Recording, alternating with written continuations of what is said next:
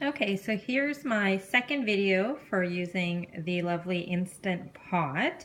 The first one was for boiled eggs, so if you're just starting off using your Instant Pot, maybe start with that one. I've only had this Instant Pot for a couple of days, and so far I love it. I've been able to make everything in it, and my stove actually has not been used as anything but a counter since I have received the Instant Pot. So today what I'm going to do is I'm going to make my first dessert in it, and we'll see how it turns out.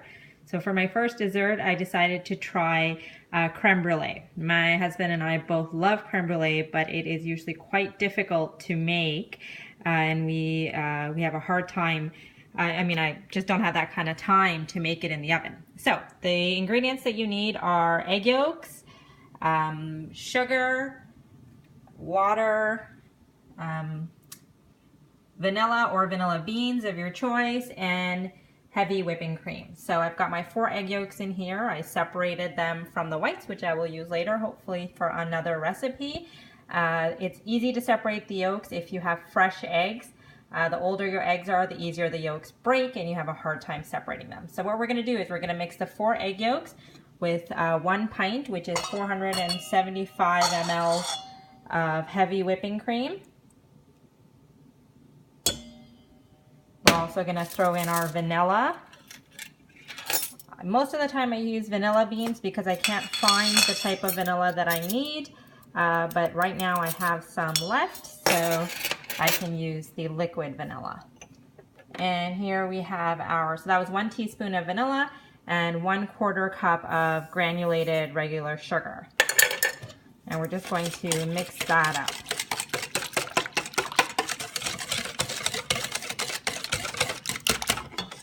So here I have mixed up all of the liquid components, and I've poured them into 4 ramekins in equal quantities.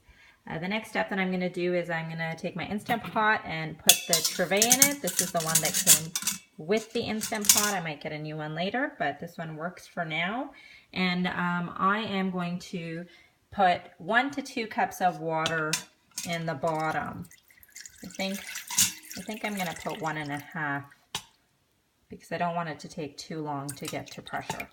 So the other thing that you can do to help it get to pressure quickly is hit the saute button on high and let it get warm. Let the water warm up before you put your items in. While that is warming up a little bit, I have started to put the foil on top of the ramekins. I've cut little squares out to do it, and you'll notice that foil usually has a shiny side and a dull side. The shiny side is for the inside of whatever you're cooking, so that the heat reflects off of it, it goes back in, and the dull side is for the outside so that the heat absorbs into it.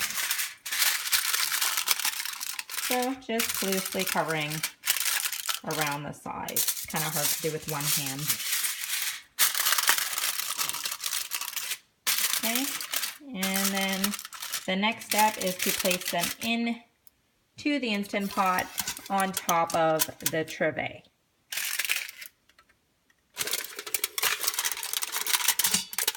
And usually, you see, I can only fit 2 in the bottom, so I can then stack up 2 more right on top of the ones that I have in there.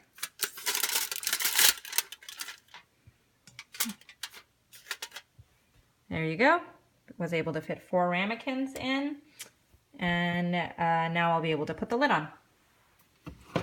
So what I'm going to do before I put the lid on is I'm going to turn it off.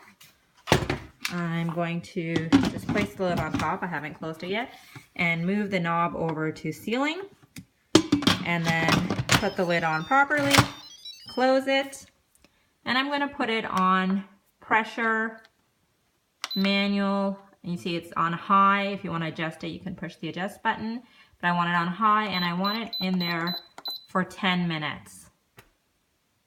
So now I'm just going to leave it to start pressurizing. It'll take a few minutes to pressurize, then it will stay at pressure for 10 minutes and then count down from there. And once it finishes counting down the 10 minutes at pressure, I'm going to leave it on a natural pressure release for another 10 minutes. Okay, so it's been on natural release for a little bit longer than I had intended because I walked away to take care of some other stuff. But let's check. We can see that the little pressure pin has dropped in. It's on sealing. I'm going to move it to venting just in case there's anything left. There is not. I can turn it, open it up, and see what is inside. So there's all the ramekins in there. There's still water in the bottom, which means it did not all evaporate. Sorry, all the steam is making the camera. There we go. Now I'm going to remove them from the Instant Pot and put them on the counter to cool for a little while before putting them in the fridge. And they go in the fridge for at least 2 hours, but not more than 2 days. Here they are out of the Instant Pot. Now I'm just going to check to see if they have actually cooked and started to set. Yep, I can see they have a jello-like consistency. So that's perfect. I will remove the foil and yeah, they're perfect. And let them cool for a little while on the counter, maybe 10-15 minutes, and then I'll put them in the fridge. So usually the baking process in the oven takes me about an hour and I have to check on it, and I cannot forget it in there because it will burn. I also have to do a water bath, which takes some effort. In the Instant Pot, even though I came back 10 minutes later than I had intended to, there's no chances of anything burning because it has turned itself off. I forgot to mention that they smell delicious, very vanilla-y, and like a custard. And if you look over there, there are the ingredients for my next recipe that I'm going to make later tonight, which is going to be a delicious potato soup. Here is my creme brulee, fresh out of the fridge. It is properly cooled now.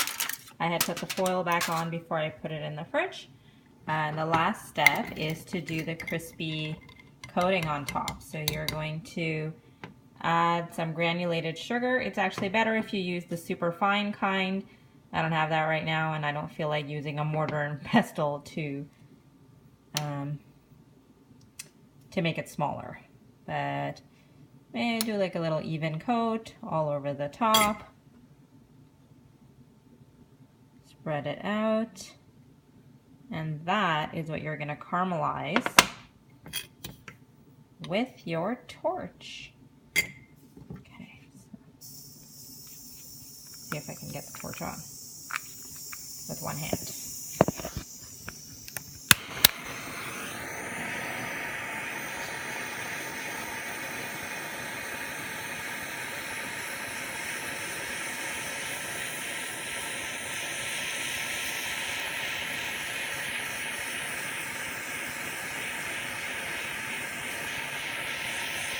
So you want to get a nice brown caramelization on it without burning it, and have a beautiful smell as the sugar kind of melts and coats the top. Okay, I'm going to turn the torch off. I've let it cool for a few seconds just so that it'll harden, and I think you can hear that. Got a nice crispy shell, and I guess it is time to taste it. Oh, the inner filling looks perfectly formed.